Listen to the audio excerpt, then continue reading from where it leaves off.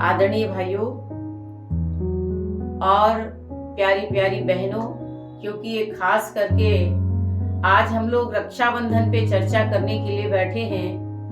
रक्षाबंधन खास करके भाई बहनों का एक त्योहार होता है।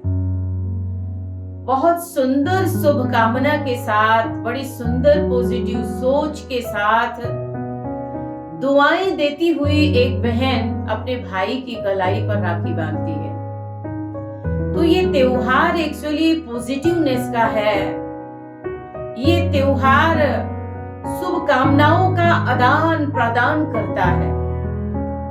जैसे भाई को बहन राखी बांधती है, बहन भी दुआएं देता है। भाई अपनी बहन के लिए और बहन अपने भाई के लिए एक सुंदर सोच रखते हैं। इसी तरह से साधु महात्मा भी शिष्यों को, भक्तों को राखी बांधते हैं और भक्त लोग बड़ी संख्या में आते हैं राखी बंधवाने के लिए, क्योंकि उनके अंदर भी एक बहुत सुंदर सोच होती है कि हम साधु महात्माओं के द्वारा किसी ऐसे व्यक्ति के द्वारा जिसका जीवन भक्ति में रंगा है, अगर हम उनके द्वारा राखी बंधवाएंगे तो हमें एक विशेष आशीर्वाद प्राप्त होगा। संत महात्मा भी भगवान के चरणों में, है ना, सभी भक्त लोग राखी बंधन शुरू करने से पहले मेरे ख्याल सभी ऐसा करते होंगे, और नहीं करते हैं तो करना चाहिए। सबसे पहली राखी भगवान के श्री चरणों में, गुरु महाराज के श्री चरणों में अर्पण करना चाहिए, क्योंकि एक भक्त अपनी प्रेम और अपनी श्रद्धा की डोरी से गुरुदेव को बांधता है।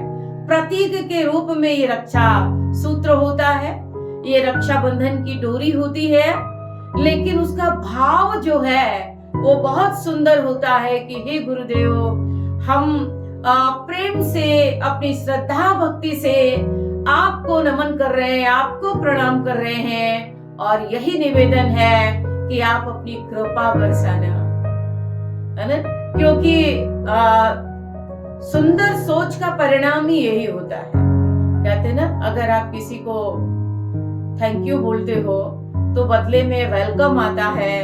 अगर किसी को गुड मॉर्निंग बोलते हो तो वेरी वेरी गुड मॉर्निंग आता है।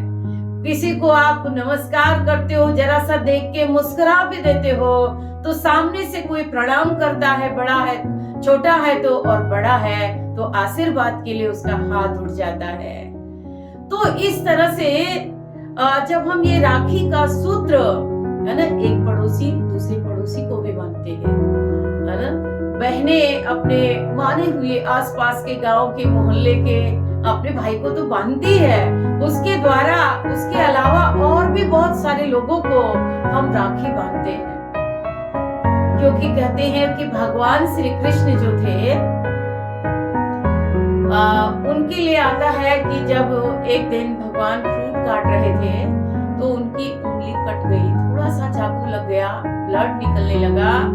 तो वहां बैठे तो बहुत सारे लोग थे, कृष्ण की रानियां और पटरानियां भी थी, लेकिन कोई डॉक्टर को बुलाने गया, कोई वैद्य को बुलाने गया, कोई मल्लम पट्टी लेने गया, लेकिन द्रौपदी ने क्या किया, अपनी बेशकीमती साड़ी तुरंत फाड़ी और भगवान श्री कृष्ण की उंगली पे बांध दिया उसको, कि ब्लड ना निकले, खून न बहे। इतना प्यार था भगवान श्री कृष्ण से, और भगवान भी इतने प्रसन्न हो गए, इतने मतलब द्रवित हो गया उनका हृदय, और कहने लगे, द्रौपदी, मौका पड़ा तो इस बंधन का एक एक तार की कीमत चुकाऊंगा, क्योंकि तुमने अपने भक्ति भाव की डोरी में मुझे बांध दिया है। कहा भी जाता है कि प्रेम की डोरी में मोहन बंध गए, भक्तों ने जैसा नचाया नाच गए, है ना। भगवान अपने भक्तों की डोरी में बंध जाते हैं। तो मौका आया, कौरवों ने जब भरी सभा में द्रौपदी को अपमानित करने का प्रयास किया तो उनका प्रयास निरर्थक रहा। क्यों?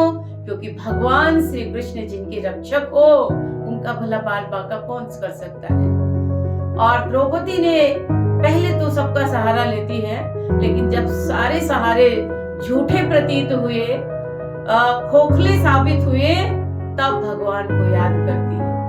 दुख हरो द्वारिका नाथ शरण में तेरी, बिन काज आज महाराज लाज गई मेरी। तो तत्काल भगवान ने अपने कृपा के साथ में जो है वहां पर साड़ियों का ढेर लगा दिया। यानी कहते हैं कि बहुत बलवान 10 आदमियों की ताकत अकेले दुशासन में थी, और दुशासन साड़ी खींचता खींचता हार गया, थक गया, हांफने लगा। लेकिन द्रौपदी की साड़ी मान लो पूरा दुकान का गोडाउन बन गया है। यानी वो साड़ी कम ही नहीं हो रही थी, खींचता जा रहा था, लेकिन वो साड़ी निकलती जा रही थी और बढ़ती जा रही थी। अंत में कहते हार के बैठ जाता है।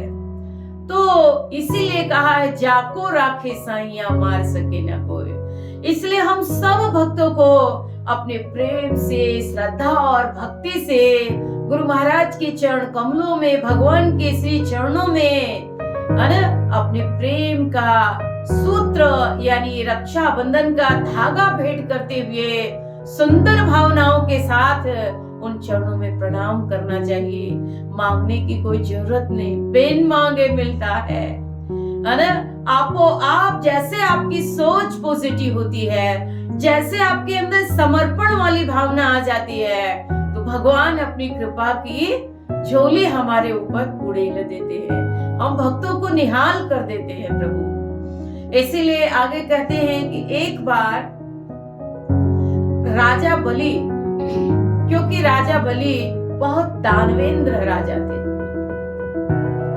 तो उनके दानवीरता की चर्चा तीनों लोगों में फैल गई। भगवान श्री विष्णु ने सोचा चलो उसकी परीक्षा लेने जाना है। भजन सुना होगा आपने, तेरे द्वार खड़ा भगवान भगत भर दे रे झोली। तो उनके गुरु जो थे शुक्राचार्य जी, उन्होंने देख लिया अपने तपोबल से और उन्होंने पहचान लिया कि ये तो भगवान विष्णु लग रहे हैं, ये कोई सामान्य बालक नहीं है। छोटा सा बौना सा रूप बना करके जो पटुक ब्राह्मण बन के आए, ये कोई सामान्य नहीं है। तो उन्होंने मना कर दिया, राजा बलि ये कोई छलिया लगते हैं, ये हमें भगवान विष्णु लगते हैं, इसलिए ऐसा करो इन्हें कुछ देने की जरूरत नहीं है, भूल के भी इन्हें जो है कोई वचन नहीं देना। बहुत प्रसन्न हो जाते हैं ये बात सुन के राजा बलि, और कहते गुरु महाराज अगर भगवान ही हमारे घर पधारे हुए तो इससे बड़ा मेरा सौभाग्य क्या है।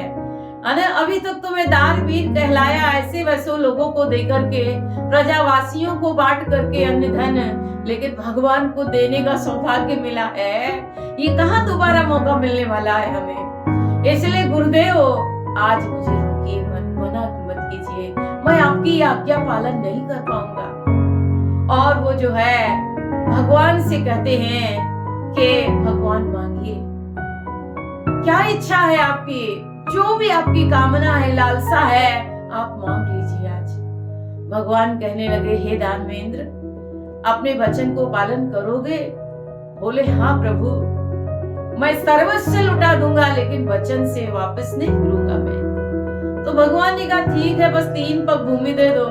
और 3 पग भूमि में भगवान ने पूरी पृथ्वी, पूरा आकाश, बोला तीसरा चरण का रखूं, भगवान मेरे माथे पे रख, क्योंकि ये मेरा मस्तक भी जो है गगन मंडल कहलाता है ना। तो भगवान ने तीसरा चरण माथे पे रखा और यानी अब सर्वस्व उनका हो चुका था, है ना। पूरी पृथ्वी ही दे दिया तो फिर अब राज्य वैभव कुछ भी उनका नहीं बचा था। तो भगवान बड़े प्रसन्न हो जाते हैं और कहते हैं कि हे राजा बलि, मैं तुम्हें पाताल लोक का राज्य देता हूं, पातालपुरी में जाइए और वहां आप राज्य कीजिए।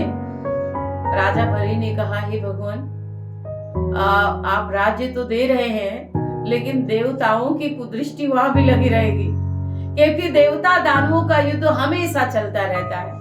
तो इसीलिए भगवान कुछ ऐसी कृपा करो कि आप हमारे पहरेदार बन जाओ। भगवान ने कहा तथास्तु, क्योंकि इतना बड़ा त्याग राजा बलि ने किया था कि भगवान ना नहीं कर सके। और भगवान भी पाताल लोक उनके साथ चले गए और जो है द्वारपाल बन के मुख्य द्वार पे पहरा देने लगे। माता लक्ष्मी ने देखा कि अरे भगवान तो आए नहीं। नारद जी को बुलाया और कहा भगवान कहाँ है नारद जी? नारद जी ने कहा भगवान माता लक्ष्मी, भगवान को एक नौकरी मिल गई है। यानी वो भक्ति भावना के मोल बिक गए हैं और अपने भक्त की सुरक्षा करने के लिए उनके घर में पहरेदारी कर रहे हैं। माता लक्ष्मी कहने लगे नारद जी कोई उपाय हो तो बताओ, क्योंकि आखिर कैसे हम भगवान को वापस लाए बैकुंठपुरी में। नारद जी ने कहा एक उपाय है माता, आप ऐसा करो, राजा बलि की बहन बन करके जाओ, और जब बहन श्रद्धा भावना से जाती है भाई के मंगल कामना करने के लिए, तो भाई उन्हें निराश नहीं करता है, कुछ ना कुछ उन्हें देता है, तब आप मांग लेना जो चाहो। अब माता लक्ष्मी ने आरती थाल सजाई, रक्षाबंधन की डोरी रखी और माता लक्ष्मी राजा बलि के यहाँ जाती है। संदेश भेजा कि आपकी बहन आई है, आपकी मंगल कामना करती हुई आपको रक्षा का धागा, रक्षा सूत्र बांधना चाहती है, जिससे आपका कभी भी जो है बुरा नहीं होगा।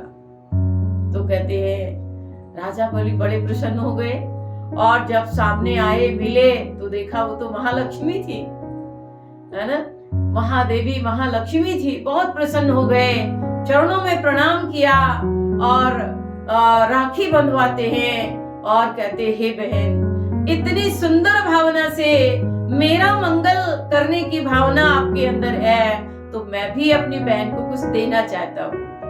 आप बताइए मैं क्या अर्पण करूँ आपको? माता लक्ष्मी ने कहा वो जो पहरेदार है ना वो दे दो मुझे, है ना, क्योंकि हे राजा बलि वैकुंठ सूना हो गया है ना। तो राजा बलि बड़े प्रसन्न हो जाते हैं और जो है भगवान विष्णु और माता लक्ष्मी को बड़े प्रेम श्रद्धा से प्रणाम करके पूजन करके विदा करते हैं। कहने का मतलब कि देखिए प्रेम से सद्भावना से, वैसे भी आपने सुना होगा बात बात में लोग परिवार में भी पड़ोस में भी लोग कहावत कहा करते हैं कि अरे उसने जो है बड़े धौंस के साथ मांगा था, प्रेम से मांगता तुम्हें तो दे देता, है ना। प्रेम से अगर कहा होता तो हम जरूर उसे भी वस्तु दे देते।